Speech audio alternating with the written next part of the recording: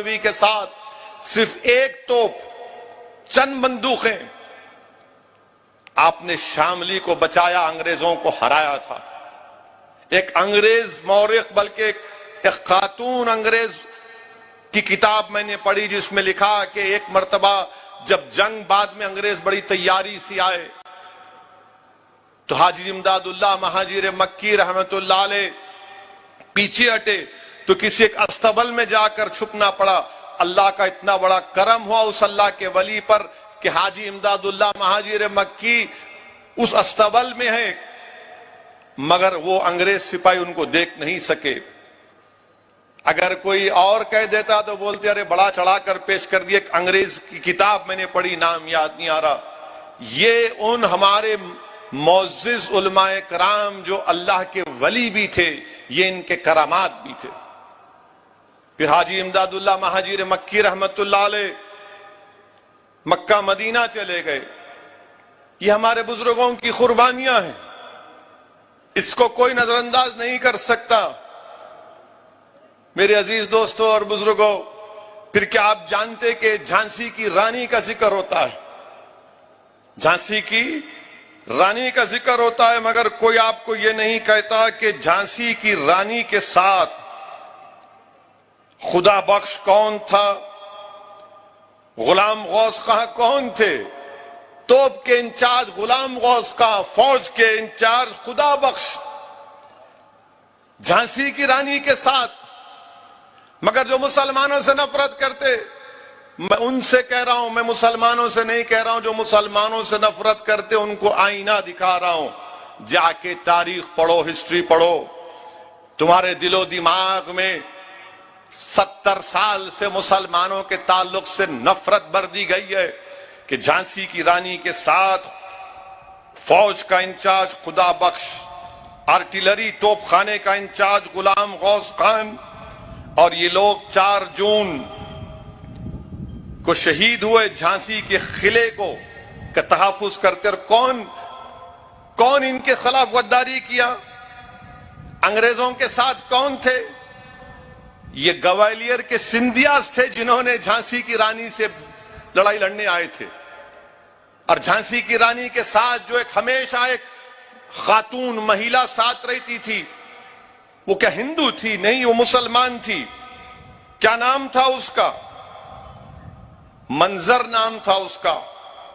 कोटा की सराय में झांसी की रानी के साथ वो भी शहीद हो गई। ये बताना जरूरी है, ये बोलना जरूरी है, इन लोगों को आईना दिखाना जरूरी है, वरना तो ये सिर्फ नफरत फैला रहे हैं मुसलमानों के ताल्लुक से। मेरे अजीज दोस्तों और बुजुर्गों, फिर वहीं पर आप देखेंगे कि मौजूदा हरियाणा है, बहादुर शाह जफर ने खुद मुख्तारी का ऐलान किया अल्लामा फजल खैराबादी के फतवे के बाद। और अल्लामा फजल खैराबादी दिल्ली की जामा मस्जिद में खड़े होकर अंग्रेजों के खिलाफ जिहाद का फतवा दिए थे। और उस वक्त जुमे की हर नमाज के बाद यह ऐलान होता मुसलमानों से कि जिहाद करो अंग्रेजों के खिलाफ, जिहाद करो अंग्रेजों के खिलाफ। तो हरियाणा का हिस्सा जो अब मौजूदा हरियाणा, वहां पर बहादुर शाह जफर ने जिम्मेदारी दी 2 लोगों को, एक हुकुम जैन को और मुनीर बेग को। ये बेहतरीन मैथमेटिक्स पढ़ाने वाले थे, बेहतरीन जबान बोलते थे। हुकुम चंद और मुनीर बेग, इन दोनों को जिम्मेदारी दी गई। अंग्रेजों से मुकाबला किया, बाद में शिकस्त हुई। तो अंग्रेजों ने क्या किया था, हुकुम चंद को और मुनीर बेग को एक ही दरख्त के एक ही डाली पर इनको लटकाकर फांसी दे दी। और क्या किया, इनकी लाशों से क्या किया, मुनीर बेग की लाश को जला दिया और हुकुमचंद जैन की लाश को दफना दिया। इनके मजहब में जलाना नहीं है, जला दो, इनके मजहब में दफनाना नहीं, दफना दो। इसका जिक्र नहीं करेंगे। जो लोग आज तिरंगे की बात करते हैं, इनकी जबान से ये नहीं निकलेगा। अयोध्या को 6 दिसंबर को क्या हुआ सारी दुनिया जानती है। और फिर पिछले साल अगस्त में क्या हुआ दुनिया जानती है। मगर क्या वो लोग बोलेंगे इस बात को कि जब बहादुर शाह जफर की क़ियादत में अंग्रेजों के खिलाफ जिहाद का फतवा हुआ दिया गया और अंग्रेजों के खिलाफ जंग लड़ी गई, तो इसी अयोध्या में हनुमानगढ़ी के रामचरण दास और मौलाना अमीर अली ने मिलकर अंग्रेजों से मुकाबला किया। मौलाना अमीर अली और हनुमानगढ़ी के रामचरण दास ने मिलकर मुकाबला किया और इनको एक इमली के झाड़ पर कुबेर टीला एक जगह, वहां पर इनको फांसी पर लटका दिया गया। यह भी तो हकीकत है, मगर इसके बारे में कोई नहीं बोलता, इसके बारे में कोई जिक्र नहीं करता। मेरे अजीज दोस्तों और बुजुर्गों, आपको बतलाने का मकसद यह भी है कि आज आपसे लोग कहेंगे कि जो मुसलमानों से नफरत करते हैं कि मुसलमान जिम्मेदार है पार्टीशन का, मुसलमान जिम्मेदार है पार्टीशन का, तो मैं आपसे यह अर्ज करना चाहूंगा कि भारत के विभाजन का मुसलमान जिम्मेदार नहीं है। ये जो मुसलमानों से नफरत करते वो आपसे बोलेंगे नहीं नहीं ओवैसी, क्या तुम गलत कह रहे हो? क्या उस वक्त सेंट्रल असेंबली माने उस वक्त की पार्लियामेंट में 102 सीट थी, 30 रिजर्व थी मुसलमानों की, 30 के 30 मुस्लिम लीग जीत गई। तो बोलेंगे ओवैसी झूठ बोल रहा। मगर आपको ये हरगिज नहीं बोलेंगे कि 1945 और 46 में जो इलेक्शन हुआ था उसमें वोट डालने का हक सबको नहीं था। जैसा आज जो 18 साल का जाके वोट डाल सकता है, उस जमाने में वोट डालने का इख्तियार सिर्फ उन्हीं को था जो इनकम टैक्स देते, जो नवाब थे, जो जमींदार थे, जो पढ़े लिखे थे, उन्हीं को वोट डालने का इख्तियार था। बाकी आम मुसलमान को वोट डालने का इख्तियार नहीं था। तो ये मुसलमानों से नफरत करने वाले आधी सच्चाई को बयान करते, आधी सच्चाई को बयान करते। मिसाल के तौर पर उस वक्त के बिहार में जब ये इलेक्शन हुआ तो सिर्फ 7% लोग वोट डाले और बोलते मुसलमान पार्टीशन का जिम्मेदार है। हम जिम्मेदार नहीं है पार्टीशन के। जिनको पाकिस्तान से मोहब्बत थी वो पाकिस्तान भाग गए, जिनको भारत से मोहब्बत थी वो आज भी हैं और कल भी रहेंगे और सुबह कयामत तक रहेंगे इंशाअल्लाह ताला। मगर पार्टीशन का जिम्मेदार, और अगर कोई ज्यादा इल्म चाहता है तो मैं कहूंगा कि ग्रैनविल, ऑस्टिन ग्रैनविल एक बहुत बड़ा कॉन्स्टिट्यूशन का एक्सपर्ट है, उसकी किताब है Indian constitution, Oxford university press में छपी गई। सफे नंबर 12 और 13 पढ़ लो, जो मैं कह रहा हूं सच है या झूठ मालूम हो जाएगा। अब जिसके पास डिग्री नहीं है वो नहीं पढ़ सकता, आपको मालूम। जो एंटायर पॉलिटिकल साइंस की डिग्री है वो तो नहीं पढ़ेंगे। तो ग्रैनविल ऑस्टिन की किताब है, आप पढ़ लीजिए। और 1935 का कानून है, 6 शेड्यूल, पार्टीशन का जिम्मेदार मुसलमान है। अब देखो 15 अगस्त आते ही शुरू हुआ था, टीवी पर कोई बोलता अरे भारत का विभाजन हुआ, भारत का विभाजन जिम्मेदार मुसलमान नहीं है। अच्छा, दूसरी तारीख आपके सामने बयान कर रहा हूं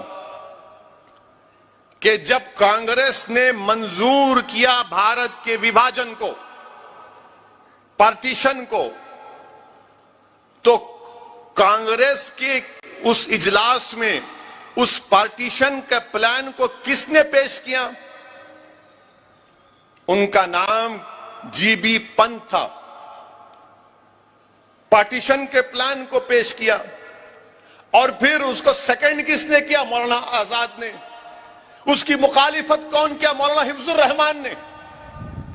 मौलाना हिफ्जुर रहमान ने वो तारीखी जुमला कांग्रेस के इजलास में कहा था कि अगर आज आप इस पार्टीशन को, पाकिस्तान को बनाने की रजामंदी देंगे तो हम अपने हाथ से अपनी तारीख को मिटा देंगे, हम अपने हाथ से उन वादों को भुला देंगे। ये मौलाना हिफ्जुर रहमान ने कहा था।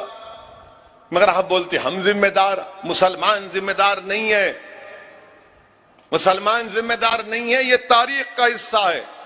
और फिर मेरे अजीज दोस्तों और बुजुर्गों, भारत की 75 साल आजादी यकीनन हम तमाम के लिए मुबारकबाद, आपको भी मुबारकबाद। मगर हम उन लोगों से पूछना चाहते हैं जो मुसलमानों से नफरत करते हैं और गोडसे से मोहब्बत करते हैं। तो गोडसे से मोहब्बत करने वालों, ये बताओ, ये भटक मियां कौन थे? भटक मियां अंसारी कौन थे? भटक मियां अंसारी बिहार में एक बावर्ची थे। महात्मा गांधी जब चंपारण को वहां से शुरू किए थे ना, तो भटक मियां अंसारी को उनका मालिक एक अंग्रेज था, उसने कहा कि तुम महात्मा गांधी का खाना बनाते हो, उसमें जहर डाल दो, गांधी को मार दो। तो भटक मियां ने जाकर गांधी के सामने रोकर कहा कि बापू खाना मत खाओ, इसमें जहर मिला हुआ है। और जब डॉक्टर राजेंद्र प्रसाद चंपारण 1950 में ट्रेन में गए थे, स्टेशन पर उतरे, तो उन्होंने फटे कपड़ों में भटक मियां अंसारी को देखकर बुला रही है तो भटक मियां है। गोडसे गोली चलाया गांधी के ऊपर, जान लिया मर, भटक मियां अंसारी ने जहर नहीं दिया गांधी को। अब बोलो कौन वफादार है भारत का? भटक मियां अंसारी भूल गए तुम? अच्छा, हमारे सहाफी जर्नलिस्ट बैठे हैं, बड़ी देर से इंतजार में हैं हमारा भड़काऊ भाषण सुनने के लिए, ताकि इनको कुछ मलाई मिल जाए, इनका काम करना है। हम इन एतराज नहीं है, मगर हम अपने सहाफियों को पूछना चाह रहे कि भाई आपको मालूम, सबसे पहला सहाफी जर्नलिस्ट जिसने अंग्रेजों के खिलाफ अपनी जान दी, उसका नाम क्या था? इनसे पूछ लो, नहीं मालूम होगा इनको। इनको इनके 9 बजे के एंकर का नाम मालूम होगा जो खाली नफरत करता है, बक बक बक बक बक बक। सबसे पहला सहाफी जर्नलिस्ट जो अंग्रेजों ने उसको मारा, उसका नाम मौलवी मोहम्मद बाखर। दिल्ली में उर्दू अखबार निकालते थे, मेरे ख्याल से दिल्ली न्यूज कुछ नाम, दिल्ली नाम अखबार नाम, बहरहाल उनका नाम मौलवी मोहम्मद बाखर। सरेआम उनको गोली मार दी गई, सरेआम उनको गोली मार दी गई। अच्छा, किसने महात्मा गांधी को कहा कि बापू ये ब्लैंक चेक है, जितने पैसे होना ले लो, और तिलक स्वराजे फंड में बापू पैसे लिख लो? किसने चेक दिया था बापू को? क्या नाम था उसका? उसका नाम था उमर सुबहानी। उसने चेक दिया, बापू जितनी दखम, और उमर सुबहानी गरीब हो गए थे, इतना पैसा उन्होंने आजादी के लड़ाई में लाया था। उमर सुबहानी उनका नाम था। ये तारीख में आता है, मगर हमारे जो मुसलमानों से नफरत करने वाले, इनको कुछ नहीं मालूम और बार बार नफरत करते। मालेगांव में मंजलिस के मेले हैं, आपको मालूम, मालेगांव के किले पर पेशवा और छत्रपति अंग्रेजों के खिलाफ उस वक्त के हथियार डाल दिया, मगर उस किले पर कौन लड़ रहा था अंग्रेजों से? मुसलमान लड़ रहा था। बोले नहीं, हम नहीं छोड़ेंगे। उसी मालेगांव के किले में अंग्रेजों का परचम उतार कर जलाने वाले कौन? मालेगांव के मुसलमान। हुकूमत बनाई उस वक्त सुलेमान मियां ने। कितने मुसलमान मारे गए? 5 को फांसी की सजा, 2 को इतना मारा गया कि मौत हो गई, 9 को उम्र कैद दिया गया। अब बताइए आप, फिर इनसे पूछिए कि झारखंड जो मौजूदा रियासत है, वहां पर किसने गोलियों से अंग्रेजों से मुकाबला किया? जब गोलियां खत्म हो गई तो पत्थर पहाड़ के उठाकर अंग्रेज फौज पर फेंकने वाले का नाम क्या था? उसका नाम था शेख भिखारी रहमतुल्लाह अलैह, जो आदिवासियों के साथ मिलकर लड़ते थे। इनसे पूछिए कि टीटू मीर कौन था? टीटू मीर बंगाल के थे और वो किसानों की लड़ाई अंग्रेजों के खिलाफ करते थे, टीटू मीर थे। और फिर इनसे पूछिए जो मुसलमानों से नफरत करते हैं, अब्दुल कय्यूम अंसारी कौन थे? बिहार के, जो वहां बिहार के पसमानदा मुसलमान के लीडर थे, मगर 2 नेशन थियरी के खिलाफ थे। 2 नेशन थियरी के खिलाफ थे टीटू मीर। अब ये अब्दुल कय्यूम अंसारी साहब, अच्छा, इनसे पूछिए जो मुसलमानों से नफरत करते हैं। अभी मुस्लिम खवातीन का जिक्र हुआ जिन्होंने अपनी जानों को कुर्बान किया। थाना भवन शामली के पास है, मगरबी यूपी में। असगरी बेगम कौन थी? असगरी बेगम को जिंदा अंग्रेजों ने जला दिया था, क्योंकि उनके शौहर और वो मिलकर अंग्रेजों के खिलाफ लड़ते थे। असगरी बेगम को जिंदा जला दिया। बेगम हजरत महल अपने बेटे से एक साथ लड़ते लड़ते भागना पड़ा, नेपाल में चले गई, नेपाल चले गई। मेरे अजीज दोस्तों और बुजुर्गों, फिर जब अदम ताउन की तहरीक का ऐलान हुआ महात्मा गांधी की तरफ से, पूछिए इनसे कि कौन सा इंडस्ट्रियलिस्ट था जिसने अपना कारोबार को बंद कर दिया। उसको उस वक्त शुगर किंग बोलते थे, उसका नाम था सबा सिद्दीक। मुसलमान सबा सिद्दीक ने कहा कि महात्मा गांधी और सबने कहा कि अब बंद, अदम ताउन, नॉन कोऑपरेशन में अपना कारोबार को बंद करता हूं। मुंबई में जितने खोजे और मेमन लोग थे उन्होंने कहा कि हम भी कारोबार बंद करते हैं, कारोबार बंद कर दिया। मगर आप तो कारोबार अपना चलाते रहे, आप तो नफरत फैलाते रहे। अच्छा, ये जो मुसलमानों से नफरत करते हैं उनसे पूछिए अल्लाह बख्श कौन था? अल्लाह बख्श कौन था? उनको बोलेंगे अल्लाह बख्श तो अल्लाह अल्लाह ही बोलेंगे, अल्लाह ही बोलेंगे। अल्लाह बख्श के बारे में मालूम ही नहीं। अल्लाह बख्श सिंध का चीफ मिनिस्टर था, जिना के सख्त खिलाफ था अल्लाह बख्श। दिल्ली में आजाद कॉन्फ्रेंस अल्लाह बख्श ने कराई थी। लोग बोलते उस जमाने में लाखों लोग आए थे। अल्लाह बख्श ने धज्जियां उड़ा दी जिन्ना के टू नेशन थ्योरी की। अल्लाह बख्श को जब चर्चिल की तकरीर अल्लाह बख्श ने बरतानिया के हाउस ऑफ कॉमन्स में सुनी कि चर्चिल ने हमारी जंग आजादी का मजाक उड़ाया, तो अल्लाह बख्श को सर का टाइटल, खान बहादुर का खिताब अंग्रेजों ने दिया था। और ओबी कहते हैं ऑर्डर ऑफ ब्रिटिश एम्पायर। तो अल्लाह बख्श ने कहा कि मैं मुंह पर फेंकता हूं अंग्रेजों के, क्योंकि विंस्टन चर्चिल ने हमारे मुजाहिदीन आजादी की तौहीन की। अच्छा, अल्लाह बख्श की हुकूमत को हटा दिया गया, वो चीफ मिनिस्टर नहीं थे अल्लाह बख्श। अब अल्लाह बख्श हटाने के बाद किसकी हुकूमत बनी? किसकी हुकूमत बनी? हिंदू महासभा और मुस्लिम लीग मिलकर हुकूमत बनाए, फिर हमको बोलते हम वफादार नहीं। अल्लाह बख्श को हटा दिए और अल्लाह बख्श के बाद हुकूमत बनी सावरकर की हिंदू महासभा और जिन्ना की मुस्लिम लीग मिलकर हुकूमत बनाए। अब फिर आप हमको बोलते हैं, ये सच्चाई है, इससे कोई इनकार नहीं कर सकता। क्विट इंडिया का जब नारा किसने दिया? यूसुफ मेहर अली ने दिया। साइमन गो बैक का नारा किसने दिया? यूसुफ मेहर अली ने दिया। आबिद हसन हैदराबाद के सुभाष चंद्र बोस को नेताजी का लक़ब किसने दिया? आबिद हसन ने दिया। कौन थे आबिद हसन? हैदराबाद के थे। नासिक में जाकर उन्होंने अंग्रेजों के कंट्रोल में एक ऑयल की रिफाइनरी थी, तो आबिद हसन उसको जलाना चाहते थे, गिरफ्तार हुए। बाद में जर्मनी गए इंजीनियरिंग कंप्लीट करने के लिए, वहां पर सुभाष चंद्र बोस नेताजी से मुलाकात हुई, उनसे बेहद मुतासिर हुए, तो वो उनके साथ रहे। नेताजी सुभाष चंद्र बोस जब जर्मनी से सबमरीन में जापान को गए, बहुत दूर गए, तो साथ थे आबिद हसन। आबिद हसन साथ थे। जय हिंद का नारा आबिद हसन ने दिया क्या? सावरकर या गोडसे ने दिया जय हिंद का नारा? आबिद हसन ने दिया। मेरे अजीज दोस्तों और बुजुर्गों, ये जलसा इसलिए मुनक्कद किया गया है, और याद रखिए इस बात को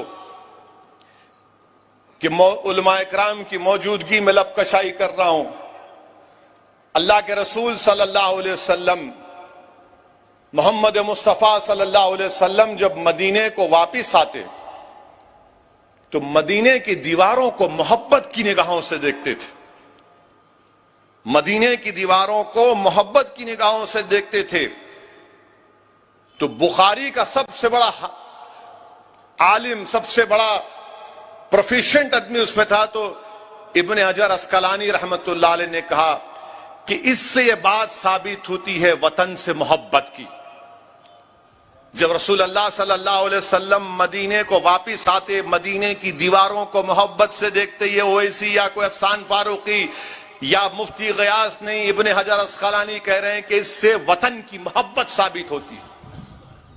मेरे अजीज दोस्तों और बुजुर्गों, हम पार्टीशन के जिम्मेदार नहीं है। मौलाना हुसैन अहमद मदनी रहमतुल्लाह अलैह जो किताब लिखी थी मौलाना हुसैन अहमद मदनी रहमतुल्लाह अलैह ने, आज भी अगर आप उस किताब को पढ़ेंगे तो ऐसा लगता है मुत्तहिदा कौमियत और इस्लाम, ऐसा लगता है कि कोई आलिम दीन नहीं लिखा बल्कि कोई पॉलिटिकल साइंटिस्ट वो किताब को लिखा। मौलाना हुसैन अहमद मदनी ने कहा था कि मुसलमान इस मुल्क का वफादार है, मिसालें देकर कहा कि हम इस जमीन में दफनाए जाएंगे, ये हमारा कब्रस्तान भी है, हमारी आरामगाह भी है ये, और हम यहीं से उठाए जाएंगे जब कयामत होगी। हमारा अकीदा है हम यहीं से उठाए जाएंगे। अगर आप शिबली नुमानी की किताब पढ़ेंगे जिसमें किताब का नाम है मुसलमानों की पॉलिटिकल करवट, मौलाना हुसैन अहमद मदनी रहमतुल्लाह अलैह ने पार्टीशन प्लान के खिलाफ जाकर उस वक्त के लोगों से मुलाकात किए थे, खिलाफ थे पार्टीशन के। क्या मौलाना हुसैन अहमद मदनी पर हमला नहीं हुआ कि उस वक्त के जमीयत उलमा के लीडर्स पर हमला नहीं हुआ? मुस्लिम लीग हमला करती थी इन लोगों पर। जब जिना मिलने आए थे मौलाना अबुल कलाम आजाद से, माने उस वक्त एक अंग्रेज के साथ मिलने आए थे जो वायसराय था, तो जिना बोले मैं मौलाना आजाद से हाथ नहीं मिलाऊंगा। हाथ नहीं मिला उनसे, मौलाना आजाद से बोले हाथ नहीं मिलाऊंगा मैं इनसे। कहा कि गद्दार हैं। जिना ने मौलाना जाकिर हुसैन से कहा, जिनकी पैदाइश हैदराबाद की जाकिर हुसैन साहब की, बेगम बाजार में उनका पुराना घर शायद अब वीरान हो गया, गिर गया, नहीं मालूम। जिना ने कहा कि जाकिर हुसैन गद्दार है, मैं इससे हाथ नहीं मिलाऊंगा। जब मौलाना आजाद ने जिना को खत लिखा तो जिना ने जवाब दिया कि तुम में अगर गीरत बाकी है आजाद तो तुम इस्तीफा दे दो कांग्रेस पार्टी से। मेरे अजीज दोस्तों और बुजुर्गों, यह हकीकत है, इससे कोई इनकार नहीं कर सकता। जिना मौलाना आजाद से हाथ नहीं मिलाना चाहते थे, ये इतनी नफरत करते थे। हुसैन अहमद मदनी से जिना क्यों नफरत करते थे? क्योंकि हुसैन अहमद मदनी ने इस बात को उठाया कि तुम वो मुस्लिम इलाके में पाकिस्तान बनाना चाहते हो, मगर जिस इलाके में मुसलमान माइनॉरिटी है वहां पर क्या होगा, उनके लिए तुम क्या करोगे? तो जिना ने कहा कि उनको उन 4 करोड़ मुसलमानों के लिए कुर्बानी देना पड़ेगा। यह हकीकत है, इससे कोई इनकार नहीं कर सकता। और ये बार बार बोलते नहीं नहीं मुसलमान पार्टीशन का जिम्मेदार है। मैं आज भी कह रहा हूं प्यारे, कभी वक्त है तो आओ आमने सामने बैठकर मुकाबला कर लो। 10 मिनट में तुमको दलील दूंगा, तुम उठ के भाग जाओगे। हम जिम्मेदार नहीं है पार्टीशन के। क्यों जीबी पंत ने कांग्रेस पार्टी में रेजोल्यूशन दिया? क्यों? अच्छा, आपको मालूम मोहम्मद अली जिना को कायदे आजम का ये जो लक़ब कितना मकबूल क्यों हुआ? मौलाना आजाद अपनी किताब इंडिया विंस फ्रीडम में लिखते हैं कि गांधी जी के साथ एक मुस्लिम खातून रहती थी काम करने वाली। उसने उर्दू अखबार में पढ़ा कि मौलाना मोहम्मद अली जिना को कायदे आजम लिखते हैं, तो उसने कहा गांधी जी आप जिना को खत लिख रहे हैं, कायदे आजम लिख दीजिए। कायदे आजम वही बन गए, वो कायदे आजम। मौलाना आजाद लिख रहे हैं, मैं नहीं लिख रहा हूं। जब से गांधी ने जिना को कायदे आजम लिखा, वो कायदे आजम समझना शुरू हो गए। अच्छा, ये पार्टीशन के खिलाफ कौन कौन लोग थे? एक तो जमीयतुल उलमा, फिर उसमें आप देख लीजिए मजलिस अहरार इस्लाम हबीबुर रहमान लुधियानवी। हबीबुर रहमान लुधियानी 10 साल जेल में थे क्योंकि वो पाकिस्तान के खिलाफ थे। फिर ऑल इंडिया शिया कॉन्फ्रेंस पार्टीशन के खिलाफ थी। हुसैन भाई लाल जी उनके बहुत बड़े शियाओं के लीडर थे। सैयद अली जहीर साहब ने जिना को खत लिखकर पूछा अगर तुम्हारा पाकिस्तान बनेगा तो शियाओं के लिए क्या होगा? क्या शियाओं के लिए सीटें होंगी? क्या शियाओं को दबाया जाएगा? क्या शियाओं को उनके इमाम बाड़े आजादी से चलेंगे? तो जिन्ना ने जवाब में सैयद अली ज़हीर को लिखा, ये सब बातें मत करो, ये सब बातों की कोई अहमियत नहीं है, हम इस्लामी मुमलिकत तश्कील देने जा रहे हैं। जिन्ना खुद शिया थे, मोहम्मद अली जिन्ना खुद शिया थे, मगर जो भारत के शिया थे, ऑल पार्टी शिया कॉन्फ्रेंस, हसन भाई लाल जी, सैयद अली ज़हीर, इन तमाम ने इनकार कर दिया। मेरे अजीज दोस्तों और बुजुर्गों, बताने का मकसद एक ही है कि यकीनन हम मुल्क की 75 साल आजादी मनाने जा रहे हैं और इंशाअल्लाह आइंदा भी 75 साल मनाएंगे। हमारा वतन अजीज इंशाअल्लाह सुबह क़यामत तक आबाद रहेगा। मगर हमारा बोलना यह है कि इसकी बुनियाद, आजादी की बुनियाद किसने डाली? गोडसे ने नहीं डाली। इस मुल्क की आजादी की बुनियाद में सिराजुद्दौला का खून, बक्सर की जंग में मरने वालों का खून, टीपू का खून इसमें शामिल है। सन 57 की जंग आजादी में मरने वाले मुस्लिम उलेमाओं का खून शामिल है। इस जब इमारत बनती है तो बुनियाद जरूरी होती है। इस बुनियाद पर नेताजी सुभाष चंद्र बोस, महात्मा गांधी, मौलाना आजाद, जौहर बरादरान, सरदार पटेल ने मिलकर एक इमारत कायम की। और याद रखो, मैं मुखातिब ना सिर्फ मुसलमानों से हूं बल्कि अपने हिंदू भाइयों से भी हूं, ईसाई और सिख भाइयों से हूं। याद रखो, बुनियाद तो बन गई, इमारत तो खड़ी हो गई, मगर याद रखो इस इमारत के ऊपर अगर और छत डालना है, इस इमारत को खूबसूरत बनाना है, तो उस इमारत को खूबसूरत बनाए रखने में, उस इमारत को कायम रखने में हमको ईसार और कुर्बानी के मजारे करने पड़ेंगे। अगर आप देखेंगे तो हमारे बुजुर्गों ने एक दरख्त लगाते हैं, आम का दरख्त लगाते हैं। उनकी जिंदगी में उनको साया भी नहीं मिलता, ना वो आम खा सकते हैं, मगर इसलिए दरख्त लगाते आम का, नहीं मेरा बेटा खाएगा, मेरा बेटा का बेटा खाएगा। अब बेटे के बेटे की जिम्मेदारी यह है कि इस दरख्त में कुर्बानियों को पेश करें। दरख्त को पानी की जरूरत नहीं है, इस दरख्त को भारत के लोगों की मेहनत की जरूरत है, इनके खून की जरूरत है, और जो हमारे बुजुर्गों का ख्वाब था उसको जिंदा रखने की जरूरत है। हमको अपने मुत्तहिदा तौर पर मिलकर रहना पड़ेगा।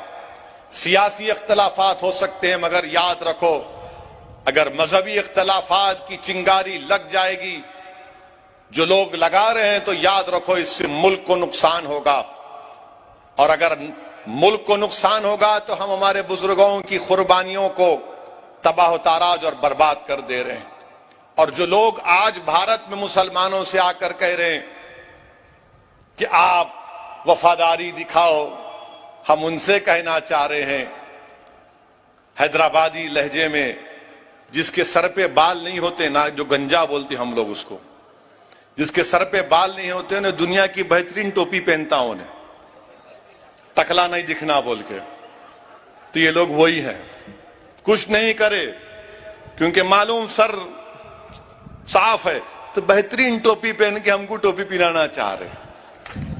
आप टोपी पहनो, जो करते करो, हमको टोपी मत पिनाओ, हम जानते हैं हमारी तारीख को।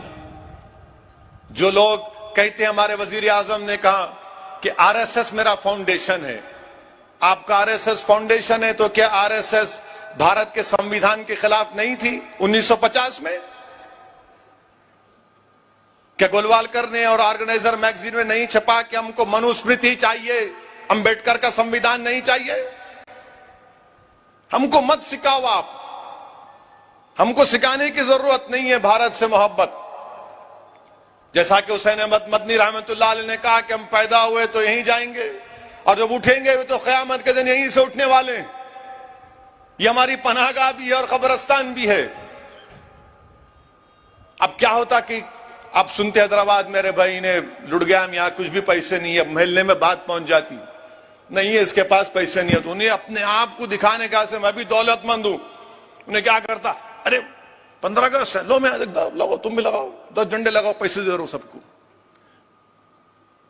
ख्वाजा गरीब नवाज और रसानी ने बड़ा बिरयानी पकाओ यहाँ, दुनिया को दिखाने के लिए कि मैं फकाट नहीं हुआ हूं। तो इनका मामला यही है, दिखाने में कुछ नहीं है, फकाट है, मगर सबको दिखा रहे हैं, सबको दिखा रहे। आपकी मोहब्बत जब नहीं थी, इतने नाम मैं लिया हूं, इतने उलमा नाम लिए हैं, आप एक नाम दिखा दो अपना, एक नाम तो दिखा दो अपना। आप कुछ नाम नहीं दिखा सकते। मैं आपसे इसीलिए अपील कर रहा हूं कि नौजवानों को भारत की तारीख पढ़ना जरूरी है। यह कोई सियासी जलसा नहीं है, मगर ना ही ये जलसा किसी सर्टिफिकेट हासिल करने का है। 75 साल की आजादी यकीनन हम तमाम के लिए खुशी का मौका है। और याद रखिए, जिसको भारत से मोहब्बत है, जिसको भारत पर फख्र है, उसको भारत की हर कल्चर से मोहब्बत करना पड़ेगा। अगर कोई दावा करता है कि मैं भारत से बहुत मोहब्बत करता हूं, तो भारत की हर तहजीब से मोहब्बत करना पड़ेगा। अगर कोई कहता है कि मुझे I am proud to be an Indian, तो जब तुम प्राउड हो इंडिया के लिए, तो तुमको भारत के माजी को भी मानना पड़ेगा। और भारत का माजी कहता है कि मुसलमान इस मुल्क की आजादी के लिए सबसे ज्यादा अपना खून बहा, इस माजी पर भी तुमको फख्र करना पड़ेगा। सिर्फ ये नहीं हो सकता कि मैं proud Indian. If you are a proud Indian, you must be proud of your past also. वो हमारा माजी है, जो एक रोशन माजी है। और याद रखो, जो लोग हमको दबा रहे हैं, हम दबने वाले नहीं हैं। हमारी रगों में भी अल्लामा फजल खैराबादी का खून है, हमारे रगों में काफी का खून है, अहमदुल्लाह का खून है, हमारी रगों में महमूदुल हसन का खून है, अहमद रजा का खून है हमारी रगों में। याद रखो, कुर्बानी देना हमारे लिए बहुत आसान है, खून बहाना इस देश के लिए हमारे लिए बहुत आसान है। और आज आप बोलते टेररिज्म, अरे कहां का टेररिज्म? जब जिहाद के फतवे दिल्ली की जामा मस्जिद से दिए गए, वो जिहाद के फतवे दिए गए थे अंग्रेजों के खिलाफ। तो मेरे अजीज दोस्तों और बुजुर्गों, ये चंद अहम गुजारिशात मुझे आप तक कहना था। फख्र से रहिए। और ये बात मैं मानता हूं कि वतन अजीज में आज जो हालात हैं, जो मुश्किलात हैं, इसका अंदाजा आपको भी और मुझे भी है। मगर मेरे अजीज दोस्तों और बुजुर्गों, हिम्मत और हौसले को बुलंद रखना है, हिम्मत और हौसले को बुलंद रखना है। ये बात बिल्कुल सही है। शायद बहुत से लोगों को कड़वी लगेगी मेरी आखिरी बात, कि भारत में अगर सबसे ज्यादा किसी की बेइज्जती की जाती है तो मुसलमानों की। भारत में अगर सबसे ज्यादा कोई गैर महफूज है तो मुसलमान है। भारत में अगर सबसे ज्यादा किसी को नजरअंदाज कर दिया जाता है तो मुसलमान है।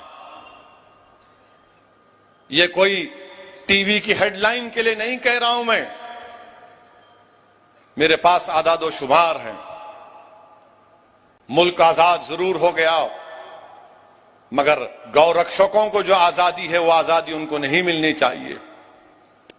जिनको जबान से गंदगी बकवास बकते हैं किसी समुदाय के खिलाफ, किसी मजहब के खिलाफ, तो उनको आजादी नहीं मिलनी चाहिए बकवास करने की। अब मुल्क तो आजाद हो गया, मगर आजादी का मजा क्या उन गरीबों को मिल रहा है? उन बच्चों को मिल रहा है? उन खवातीन को मिल रहा है जो आंगनवाड़ी के टीचर हैं, 4000 की तनख्वाह पे जिंदगी गुजार रहे हैं? वो किसानों को मिल रहा है फायदा कुछ, जिनकी आमदनी कम हो गई? हम उम्मीद करते हैं कि देश के प्रधानमंत्री जब 15 अगस्त को लाल किले से खड़े होकर मुल्क से खिताब करेंगे तो मुल्क के मजलूमों का जिक्र करेंगे। हम उम्मीद करते हैं कि देश के प्रधानमंत्री जब 15 अगस्त को झंडा तिरंगा लहराएंगे तो अल्लामा फजल खैराबादी का, मौलाना महमूदुल हसन का, हुसैन अहमद मदनी का, मौलाना काफी का, अशफाकुल्लाह का जिक्र करेंगे। नहीं मालूम कर